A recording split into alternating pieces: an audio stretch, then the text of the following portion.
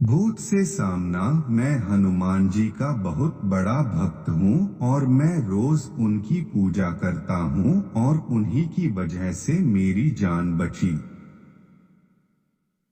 दोस्तों, मैं गांव में रहता हूँ और यह तब की बात है जब मैं और मेरे कुछ दोस्त रात को घूमने के लिए खेतों की तरफ जाया करते थे।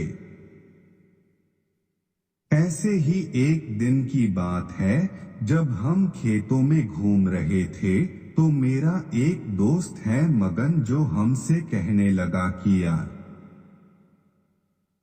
उस बड़े से पेड़ के पीछे कोई खड़ा है जो हमें ही देखे जा रहा है।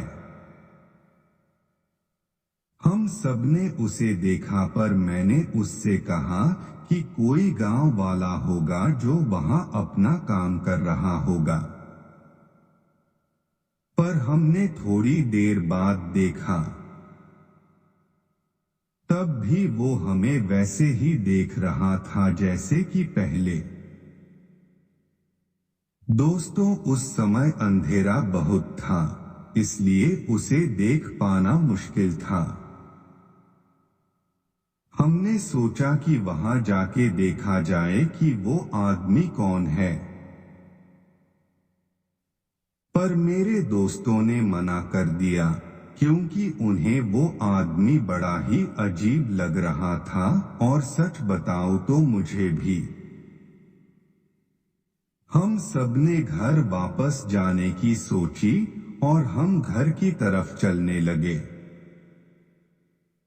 मैंने पीछे पलटकर देखा, वो आदमी वहां नहीं था। मेरे सब दोस्तों ने भी पाया कि वो वहां से गायब हो गया है। हम घरों की तरफ जाने लगे ही थे कि हमारी तरफ से तेजी से एक आदमी दौड़ के निकला। वो इतना तेज था कि हमें कुछ समझ में ही नहीं आया कि तभी मेरा दोस्त महेश जोर से चिल्लाया। हमने उससे पूछा, क्या हुआ? वो डरते हुए बोला, सामने देख, वो क्या है?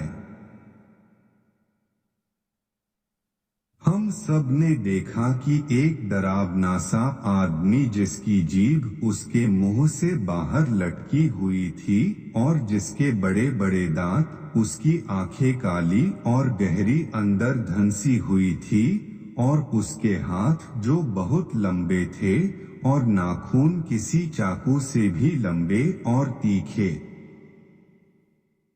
उसको देखकर हम सभी के होश उड़ गए। वो हमारी ही तरफ देख रहा था और वो हमारी तरफ धीरे धीरे आने लगा।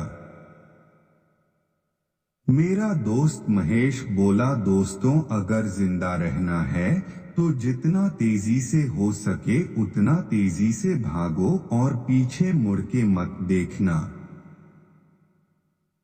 उसके कहने की ही देर थी कि हम हवा की तेजी से वहां से गांव की तरफ भागे। भागते हुए मैंने पीछे मुड़ के देखा। मेरी समझ में आया कि अब तो जान गई,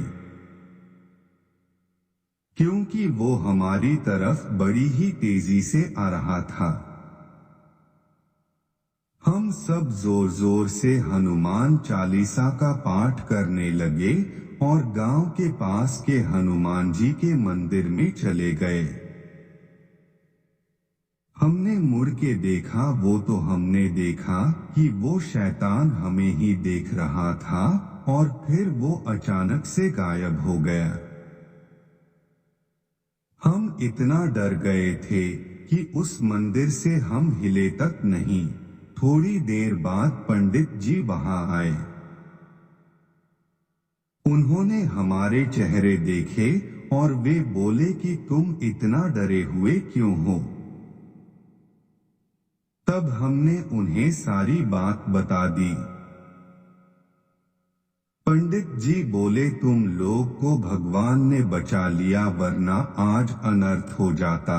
उसके बाद पंडित जी ने हमारे सिर पर तिलक लगाया और हमें भभूत दी और कहा, अब घर जाओ, वो तुम्हारा कुछ नहीं बिगाड़ सकता। उसके बाद हम अपने अपने घर चले गए। उसके बाद से हमने रात में खेतों की तरफ जाना बंद कर दिया।